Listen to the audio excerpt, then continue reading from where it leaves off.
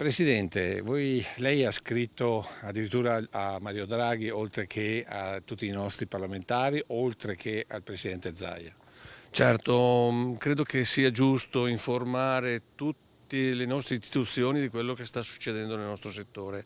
Non solo noi adesso in sofferenza, ma anche le aziende di trasformazione, perché con l'aumento dei costi che hanno avuto sulle energie e sul gas stanno veramente, diciamo così, arrampicandosi sugli specchi.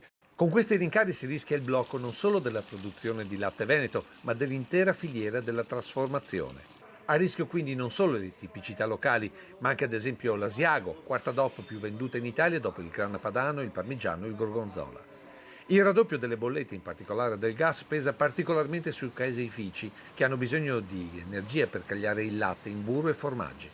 A questo, sottolinea il presidente Borga, si somma il mancato riconoscimento promesso dalla grande distribuzione agli allevatori, mentre quello finora riconosciuto dai caseifici con tutta probabilità verrà cancellato dallo stato di crisi di questi ultimi. Quando ci sono stati fatti quel famoso accordo ministeriale dei 4 centesimi, 3 centesimi agli allevatori, non sono arrivati, c'è stato un leggerissimo aumento del prezzo del latte, ma grazie alla buona volontà dei nostri trasformatori, non sicuramente perché diciamo così ci sia stato l'aiuto tanto paventato dalla grande distribuzione.